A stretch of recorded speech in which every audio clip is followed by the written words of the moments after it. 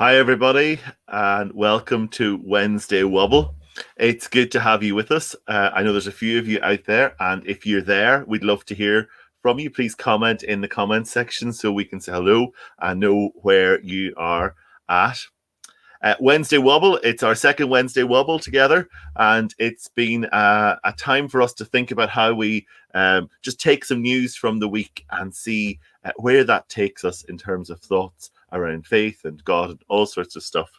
I am armed as usual with my faithful Sligo champion, and I have been out on a Tuesday and available across all digital devices. And we have been having a look through the local paper, and I've been thinking especially about what are the things that made me just think, there's a God bit in that, or that reminds me about something else.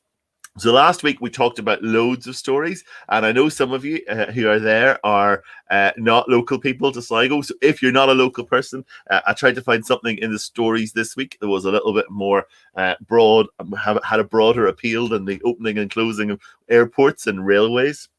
Just to remind you, we call it Wednesday Wobble because some of my in-laws used to gather on a Sunday afternoon, share the news, pass the newspaper, talk about what had been happening in their lives during the week, what they've been up to, maybe what had been happening in the street where they lived. And out of that, all kinds of amazing and wondrous conversations used to begin. And I used to refer to them as Wednesday Wobble because you didn't really know where they might end up. And as I said, it's great to have you with us. I love to see some of you joining in. And please comment and say hello if you are watching wherever you are. It's great. Or if you have a thought about anything that we're talking about. So we're only here for a few minutes, 5-10 minutes at most. And inside the Sligo champion, let's see, can we get this in the camera? There is a double page spread. It'll be familiar to many who like the news and who've been watching the Late Late Show this week past. And it is a story about the retirement of a local news correspondent, a man called Tommy Gorman. He's originally from Sligo, and he was on the Late Late Show last Friday night on RTE. It was all over social media, if that's how you interact with your news. And he's retired after 42 years. And there's quite a lot of articles. On the front page, it just says, praise for Sligo's Tommy on retirement, a journalism icon. An icon. So he's a very well-known guy. For me as a child, I remember him being the local correspondent here in Sligo on RTE. And he served in Europe for quite a long time. Spent a lot of time standing outside those buildings with all the flags. He interviewed Roy Keane in 2002. That was a very famous interview for those of you who are football fans, after Roy Keane had pulled out of the Irish squad. And there was all of the trauma that happened at that time, and he handled that very sensitively. So if you're a sports fan, you maybe know him from that. In more recent years, he went on to be the correspondent for RTE in Northern Ireland. He became the editor of the news desk in Belfast. And again, instead of standing outside the European Parliament with all the flags, he was standing outside Stormont for quite a lot of the time, trying to keep us up to date with what was going on. But with all of that thing, the thing that struck me most was that he'd been in the job for 41 years. He had been doing something that he loved, and he talks a lot about how much he loves it, for a very long time. And he has been able to do it. He's been able to start off and to continue and to continue and to continue. And it was that thought that brought me a little verse in the book of Timothy. And I wanted to share it with you today. It's from Timothy chapter 4, and it's a familiar one. It's written by Paul, who was kind of coming to the end of his ministry and trying to hand things on to Timothy. And he says this: I have fought the good fight. I have finished the race. I have remained faithful. When I had a look at the paper, that is the thought that came to mind when I read all of the articles about Tommy Gorman's retirement. He had run the race. He has, as many of you know, suffered from cancer and is still fighting that battle. But he had run the race. He had remained faithful. He had essentially worked in news journalism for 40 odd years and not been moved out of it.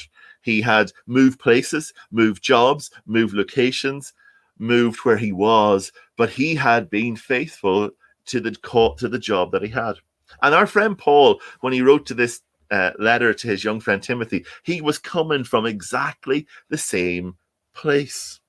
He was coming from a place of, he'd been in ministry for a very long time. He talks a lot in this passage about all the hard knocks he's had, all the difficult times he's been through, all the things that have gone wrong in his life. But he was able to say that he had run the race, he had finished the run, and he had been faithful. He had hung in with God the whole way through. And that was really powerful for me when I read that article today. Or yesterday in the newspaper. I wanted to, and this is just a kind of a stray thought that I probably should keep to myself, but I can't help. When we look back in that chapter, in chapter 4 of 2 Timothy, there's these 2 lines. And I did wonder if you were actually chatting to Tommy Gorman and asking him how he felt about the way the world was now and the way news was now, would this mean something to him? Have a wee quick listen. For a time is coming when people will no longer listen to the sound and wholesome teaching. They will follow their own desires and will look for teachers who tell them whatever their itching ears want to hear. They will reject the truth and chase after myths. I wondered, as we finish our Wobble together today, if you asked Tommy Gorman that, would he believe that actually when we look at how news has become, where we have fake news, where we have all of those things, would those words of Paul from nearly 2,000 years ago make so much sense to his ears today? You know, Paul had finished the race. He had been faithful. He had done what God had asked of him, and he had finished it well.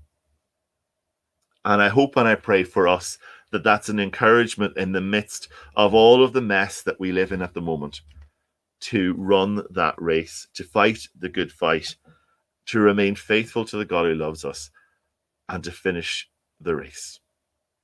Bless you wherever you are today. It's really great that you've been with us, and thank you to everybody who has liked and has commented on the different feeds.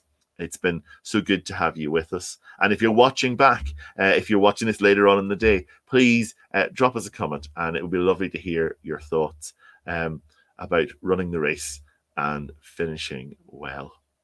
It's been great to have you with us. Bless you wherever you are, and I hope that you know the Lord's love and the Lord's presence wherever you are.